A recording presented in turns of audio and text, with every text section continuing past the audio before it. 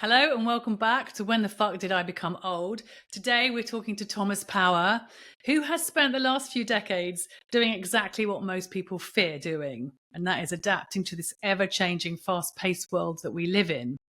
If you've ever felt like the world is moving too fast, or like you've missed the boat when it comes to new tech, new ways of thinking, or new opportunities, this episode is for you.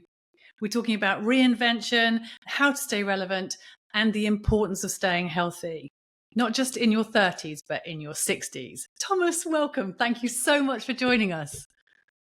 Thank you, Joe. Beautiful introduction there. Thank you so much. Thank you very much. I popped it into chat a little bit about you and I got it back, hence the tech. Oh, very clever. Everyone loves their chat. They do. So, Thomas, give us a little bit of your background. Well, I guess in terms of traditional training, you'd probably call it marketing, advertising. Worked in an advertising agency, became Alan Sugar's PA at Amstrad in the 80s. Interesting. Brutal training. I bet. Met Michael Dell and Steve Michael Dell at Dell as he was just starting out in the UK. Met Steve Ballmer at Microsoft. Met a lot of tech guys. Always connected with marketing, sales, business development. Started out as an entrepreneur in my mid-20s and stayed as an entrepreneur really the last 40 years. I've had lots of board seats, lots of non-executive board seats, 17 or 18 different board seats. I know what the corporate world is like. I know what the SME world is like.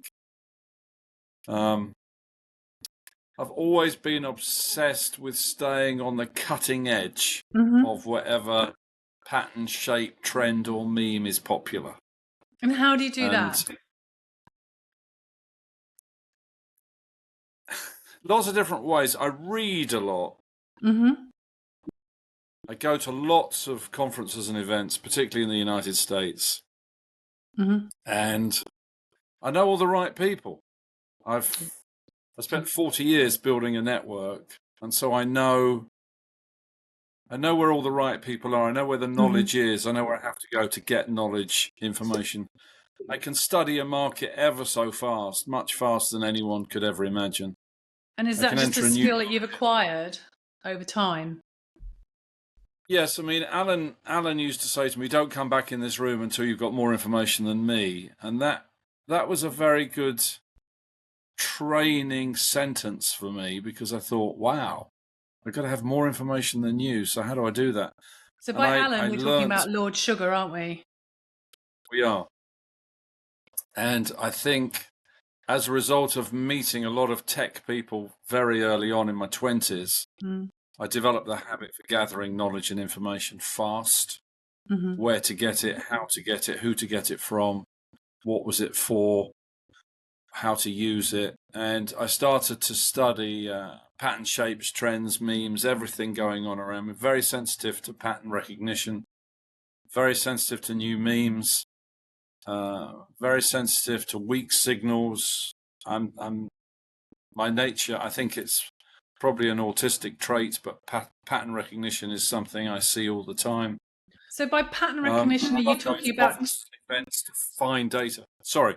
So I was going to say, by pattern recognition, are you talking about tech pattern recognition, people pattern recognition, trends?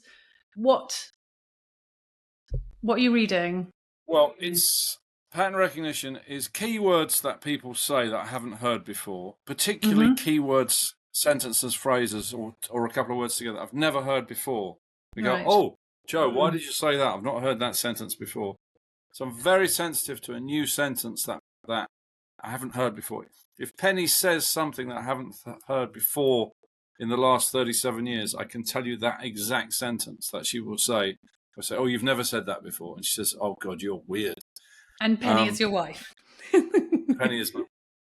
And so when I go to a conference about any subject, AI, blockchain, whatever is the latest thing of the moment, I sit in the front row, I listen to the speaker, I tweet everything they say, and I look for the comments. I look what people say. I listen to keywords they say. And when I hear something unique think that's the pattern I'm looking for.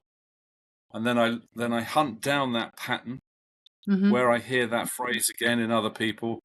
And then once I've heard that pattern, that phrase, that trend more than 10 times, then I know that's a weak signal of a new market emerging. Interesting. So how does the man on the street stay curious like you? I mean, you are, super focused and pick up on trends and stuff, but obviously you are curious, you're seeking, but the man on the street in their late 50s, early 60s, how do we stay relevant and up to date? I think it's really, really hard now. Really hard. If you're the man on the street, you have to make a decision to be an expert on Twitter, on X. None of the other platforms come anywhere near it. I mean, absolutely nowhere near it at all. So we're talking in terms of miles and miles ahead. Okay, and are we talking about in terms of tech update or generally? In terms of keeping up to date with everything that's currently important, like lifestyle, longevity, food, diet, AI, everything to do with long-term growth and survival. There's no platform that can get anywhere near Twitter, or X as they like to call it. To me, it'll always be Twitter. All of the other content on the other platforms is very, very dated, I find. Facebook, Instagram, TikTok, LinkedIn, way, way, way behind the content on Twitter. So for the man on the street, if you're not paying for and reading what's going on Twitter, you're already a good 1 or 2 years behind the pace of the market. And to survive this market, you've got to be on the edge of it. If you're not on the edge of it, you're not going to make it. And when I say you're not going to make it, you're not going to be able to maintain your lifestyle and your income unless you stay on the cutting edge of the knowledge. You're just not. And I've always had to be like that, so I'm used to being like that. Yeah. Oh, you don't come back into the room until you've got more information than I have. Yeah. Yes, and I do need at least 1 hour, and I like to have 2 hours a day of just reading Twitter. Interesting. The other input, of course, is I've got thousands of people on WhatsApp, and they send me things to read. TP, do you know about this? TP, do you know about that? Have you seen this? Have you seen that? This is happening, that's happening. So for the man on the street, having a good network of contacts around the world on WhatsApp allows you to keep on the edge. If you're an enthusiast and you're curious, to use your word, people will send you the information because they know you're curious. Yeah. But to me, information is now survival, and particularly with AI, the speed of the market development. If you compare, say, ChatGPT that you've just talked about, we're at 800 million users since November 2022. Wow! Now, 800 million users is the fastest growing platform of all time. And to put it in perspective, it's 3 times faster than Facebook and TikTok. Nothing has ever grown vertically like that. Everything has always gone up like that. But ChatGPT is the first platform to grow vertically. So, I mean, in our generation, we've seen so much change in terms of the tech. I mean, when we were young, we'd go out with no mobile phones. We'd make a date. If people didn't turn up, we were buggered, really. We'd have to go home, or we'd try and find a phone box to phone their home to see whether they were. So we've grown through all of that. There was a whole rumor that the internet was never going to work. And then we've got social media and we're moving through to ChatGPT and AI. It's important, I know, but how do we, because not everybody thinks like you, Thomas. So how do we maintain a certain amount of knowledge? Do we go out and experiment with things? I mean, where do we find, apart from X, what do we do in order to make sure we don't get left behind? Well, other than reading X, which you can do all the time in your gaps on your phone, I would say the key thing is to go to the conference and events that are in the subject areas that you're interested in. That might be AI, it might be food, it might be longevity, it might be sex, it might be sports, it might be fitness, it might be weight loss.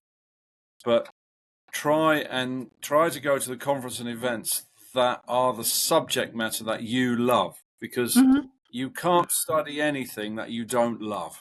If you don't love it, you won't learn. Right. And try and find the subjects that you're very, very interested in. Longevity is now a major industry. It didn't exist as an industry 4 or 5 years ago. It didn't exist. AI is a major industry. It didn't exist 5 years ago. But AI goes across all, doesn't it? AI goes across everything. You've got AI in longevity. You've got AI in sex. You know, there's it belongs everywhere now. True, but we've only started using the word AI all the time, or the word prompt all the time, since November 2022. Interesting. We've only started using the word longevity very actively in this decade. We never used it in the previous decade. So those are just two examples. Now, when you go into the supermarket and you go into Waitrose and you talk to the people who run the store and say, what's the most popular thing now in the store? I know, because I know Liam, who runs our store. I used to work for Waitrose, so I'm a big fan of Waitrose. That was my first job when I was 16. Oh, brilliant. But I still love them. But he says, oh, TP, everyone is obsessed with seeds, sesame seeds, chia seeds, sunflower seeds, every kind of seed. And I said, when did it start, Liam? When did this obsession with seeds? And he said, it's actually started during COVID. So what's interesting is you've got a pattern there. Right? This is one manager sample in one store talking about what's happened with food. Okay. Longevity has become a thing. You know, how can we live till 100? How can we live to 150? This obsession now with not dying, which to me is total madness, but yeah, me too. It's definitely a trend. And AI. So you've got seeds, longevity, and AI. These are three patterns you can't ignore. Everybody will know about them because they're using their phones. Yeah. The key is to figure out how you can stay on the cutting edge of them. And if you don't have a pension at 60, and you still need to generate income, then how can you turn that knowledge into some form of capital flow for you? Yeah. And so if I were starting, which I do, and I am starting, I'm starting again in this podcast, and I do actively use ChatGPT, as you know, as a coach. Is that a good place to start? One, finding out what's relevant, apart from Twitter, obviously. Two, working with AI and integrating AI into my life. Or do I need to do more to integrate AI in my daily work? Well, I think you're doing the right thing using ChatGPT. Everybody should be doing that, and I think everybody is doing that. We went to a 90th birthday party the other day, and everybody was using ChatGPT on their phones at the age of 90. So that was fantastic. But I think the first thing you've got to do with ChatGPT is give it context. So give it all your email, give it all your Word documents, give it every piece of data you can, and then ask it to prioritize your life.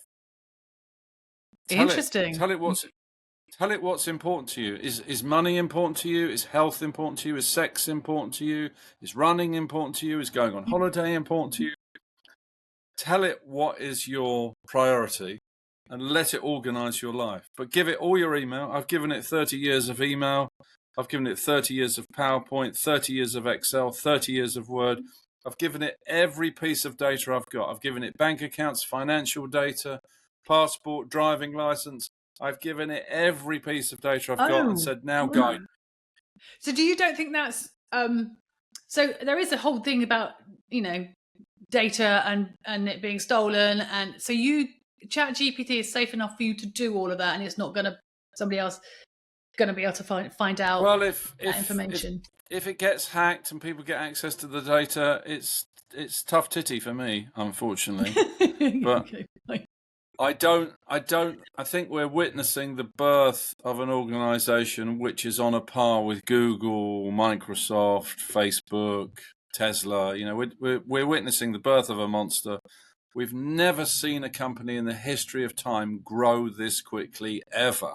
And when that happens, it's unique. Loads of people, organizations are trying to copy ChatGPT, Twitter with Grok, Anthropic with Claude. Google with Gemini, Microsoft with Copilot, they're all trying to copy it. None of them are getting close to it. It's up and away and clear in the race. So I'm happy to give it all my data and say, guide me in my life, guide me with my food, guide me with my sport, guide me with my holidays, guide me with my sex life, guide me with my business, guide me with everything. Wow. And just teach me how to teach. So do you think, how do you see AI changing human relationships? I think very much for the better. I see it as a very, very positive influence, as long as you give it all the information you can about what's important to you. People have never had a time in history where they could share their thoughts with a machine and it could contextualize those thoughts. Never had that. And people don't share their thoughts with one another. They don't share their thoughts truly with their partner. They don't share their children. Their children certainly don't tell their parents what they're really thinking. In business, clients and suppliers don't tell the truth about what they're actually thinking or what they're actually trying to achieve.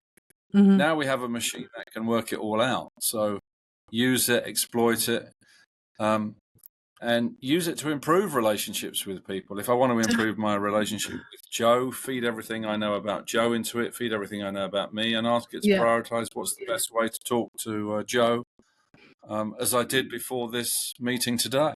Yeah, me too. I researched you on ChatGPT. This is what we're going into is more change in the next 25 years than we've seen in the last 50 years. If you go back to 1975, what have we got? We've got the Eagles, Hotel California. Yay. We've got Queen and Bohemian Rhapsody. Here we are 50 years later with ChatGPT.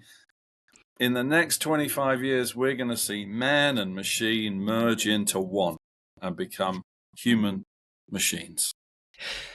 So that's the human relationship thing, isn't it? Because I could literally immerse myself in a relationship with my chat coach, my chat lover, my chat business partner. And then there's a whole thing about the robots that are coming as well, and the human relationships being replaced by falling in love with the perfect woman, man, partner that you create. That's the bit that people are worried about. It's like, where we break down. We've already lost ourselves and our relationships. You're talking about making love to robots. Well, I'm not necessarily making love to robots. It's not something that I want to do, but I'm talking about having something in there that is your perfect partner.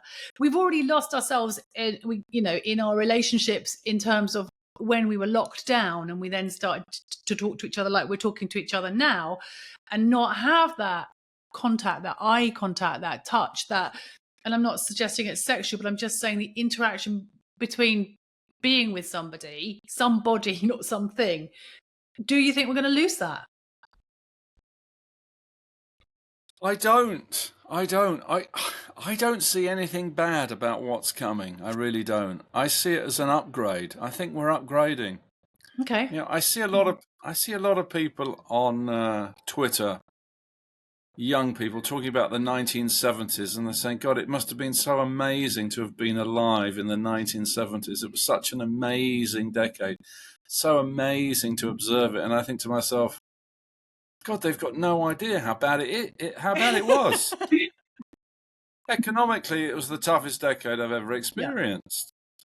But out of that toughness came massive creativity in music, in science, in technology, the computer industry. No, I see where we are now is we're going into a massive upgrade, physically, mentally, emotionally, and the heart of that change is really ChatGPT. It is creating the change. If you go back to the mid-90s, and you think about the internet coming along, and should you use a browser, and everyone will be looking at porn, and how do you do a financial transaction, all the things we were worried about, all total and utter nonsense. 30 years later, the whole world has upgraded to a much higher standard. People might be busier, but they are better off mentally, emotionally, I think even financially. And I think we're now going into another upgrade, another mega upgrade on a scale almost 10 times what we've seen in the last 30 years. And my dad always used to say to me, son, you've never had it so good. And this was in the 70s, he used to say to me. Things have never been this good. But the 70s was a terrible decade economically. Yeah, it was. We had coal shortages, power cuts. I remember sugar shortages. I remember comparing everything with the Second World War. Yeah. And so, now we see a lot of criticism about the world we live in, whether it's wars, whether it's woke. Yeah. There's a lot of criticism of the world we've created. But if you take basic metrics like a fall in poverty or the rise in food or reduction in hunger, over the last 50 years, the performance has been incredible. Okay, it's not perfect and there are lots of problems, but the growth in mankind, humanity, education, pretty much every subject has been incredible in the last 50 years in my lifetime. And I'm excited to see, well, if we can do that in the last 50 years, what can we do in the next 25? On the assumption I've got 25 years left in the tank. Well, if you're doing all the longevity stuff, you probably have. I know, but if I ask ChatGPT, typically, based on my health profile and how I eat and exercise and so on, how long am I likely to live? It says 85. That's an average, though, isn't it? Is that an average, or is that just... Well, I've given it all of my Aura data from my Aura ring. All right. And said, based on my health profile of men age 61, of this profile, of this weight, of this health, and it says, TP, you should get through to 85. So I'm aiming, rather than 2049, I'm aiming for 2050. See if I can beat it by 1 year. Brilliant. And does it give you advice on how to live longer? Have you asked that question? How do I live longer? Oh, loads of advice. Yeah, loads and loads of advice. But, I think people do know the basics of eating less, exercising more, doing all the right things with food and sleep. But at the end of the day, you can fall down the stairs, you can get run over by a car, you can die in a plane crash. So, and ChatGPT can't stop that. Nothing can stop that. Those poor souls on Air India last month, that's 250 people in a jet. Really sad. Yeah. Things happen. So then we've got the whole question about ChatGPT and AI replacing people. Okay, we go back to ignore the are we replacing our relationships, but replacing people's work, and in an environment where a lot of people haven't saved for their pensions, and the retirement's coming.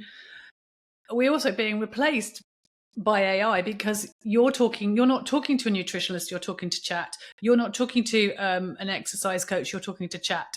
I'm talking to chat on various things as well. So we are replacing people with AI. There are some industries that at the moment I would welcome AI, but do you not think how do you think the workplace is going to change around the AI? I just don't buy it. I just don't believe in all this job loss. I just don't buy it. I think it's a bonus feature, an upgrade. I think people are going to crave intimacy, crave connectedness, crave face-to-face, crave connection, crave events, music, concerts, conferences, lunches, dinners, breakfasts, churches, singing. I think they're going to crave to be together. And I think if any profession feels threatened by AI, whether it's doctors, dentists, lawyers, accountants, I think they'll just upgrade their skills and say, well, I'll just use this to help me produce more work for my clients at a higher quality or faster. Okay. I'll do it faster, I'll do it cheaper, I'll do it better, it'll be a higher standard. But I don't see a world of millions of people sitting down the pub, smoking weed, drinking beer, saying, "Oh, it's no work for me." I just don't buy it. We're not going back to They that. said all the same about technology in the 90s. You know, we'd all be sitting here playing tennis 2 days a week. And the reality is everyone is working their nuts off after 30 years of the internet. Everyone works all the time. And into their 60s, and absolutely. We're not sitting around doing nothing. I think many tasks can be done by machines, but I think those people will redeploy their skills in something else. I just don't see this, millions of people lying around on the street doing nothing. I just don't buy it. I love it. I like the attitude. I like the belief, because, you know, people are scared of what they don't know. And they don't know AI because it's, as you say, it's moving so fast. It's ever changing. It's changed in the last 25 minutes that you and I have been talking. Something else has happened on the ChatGPT. It's got more information. So people are very worried about it. It's refreshing to have somebody who thinks it's going to be a bonus and it's going to actually make our lives better. That's lovely to hear. That's lovely to hear. Do you think... I really see it as an upgrade, Joe. Brilliant. And do you think it's a mindset then, the reinvention? Do you think it's a mindset rather? It's nothing to do with age. It's your mindset that lets you be this enthusiastic about it? Yeah, I mean, I am 61. I know I'm 61, so I've got to face up to the fact I am 61. I'm not 31. I'm not as fit as I was back then. But I can still be very careful about everything that I do with my food, my exercise, my sleep, my work, my lifestyle, my holidays. You know, I just have to be very, very attentive to every aspect of my life, because my body won't take any shit anymore. It has to be carefully maintained because it's an old car, and if we've all had old cars, they need a lot of maintenance. Yeah, they do. New cars don't need a lot of maintenance, and now, sad for you and me, but we're old cars and we need a lot of maintenance. It's funny you say that. I do not get involved in at our gym. They do competitive type sports and stuff. They do turf games, they do high rocks, they do sweat games in the gym. I don't get involved because my body doesn't act in the way that I would like it to perform, so I'm not gonna have a tantrum about how bad I am. It's like, do you know what? I just back out gracefully because the body won't do what the mind wants it to do anymore. So I relate to that. Joe, I do think fitness, in terms of health and fitness, needs to be better understood, because Ross, my son, did a half Ironman in Mallorca, and he's super fit. You know, he's 30 years old. He can run, he can swim, he can surf, he can cycle. You know, he's a 30-year-old fit boy, young man. And this is a I think it's a 3-mile swim. It's a 50-mile bike ride. Then it's a marathon. You know, it's a big event. Massive, yeah, it's massive. And I think half marathon, but he did it in 6 hours. The world record is 4 hours. He did it in 6 hours. He came over the line with 2 71-year-olds. Okay. Wow. So he's 30 and they're 71. Fitness, and I might get you back on because I know you have looked at your health routine since your health scare, so it might be another episode. I have one final question to ask you, Thomas. Have you ever felt too old to try something new? Oh, never. Really? Never. So what have you tried that's new that is you would think a 61-year-old might, or a 60-year-old might not have done? Well, I like to think I've tried everything. I'm not afraid of anything. So brilliant. Yeah, Love it. Try everything. But I would say to anybody who's worried about it, you've got to focus on your fitness, and if you want to be really fit, you're talking about 3 or 4 hours a day, and and there's no substitute for it. So as long as you're fit, I think you can try anything. And anything that stops you doing things is confidence around your health and whether your body could take that shock or that knock. And do you mean that across the board, not just in sort of exercise, but in everything? Do you need to be fit in order to be curious and to maintain? Absolutely. Okay. Absolutely. Fit for your work, fit for every aspect of your life. It's absolutely critical. And, deep study into the precise food that suits your body. And because everybody's got a different body that responds in different ways to different foods, because we are all unique little animals, make sure your diet is absolutely bespoke to your body. Which, of course, you can really do. Study that hard.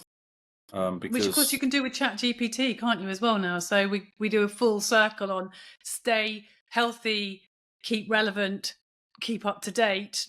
It's all merges into one thing. And also go on YouTube, another great source. Look at people who are 70, 80, 90, 100, who are still running 100 meters, who are still hanging from a bar, who are still pushing weights, who've still got a six-pack, and watch their interviews, listen to how they do it, listen to their lifestyle, their food, their exercise, their sex life, listen to the whole thing, how they've done it, and ask yourself, well, do you want to be like that? And it's just a choice. I think people don't realize it's just a choice how long you want to live. Brilliant. I'm going to end it there. I might have you back for a part 2, if that's okay. But I think actually we have just learned that it's not too late. It's not too risky. It's just you need to be curious. You need to embrace the future that's coming and also stay fit and whatever that fitness looks like. Thomas, you've been amazing. Thank you so much for joining me. I really appreciate your time. I will have you back at some stage, but thanks so much for joining me. Thanks for inviting me, Joe. You're welcome.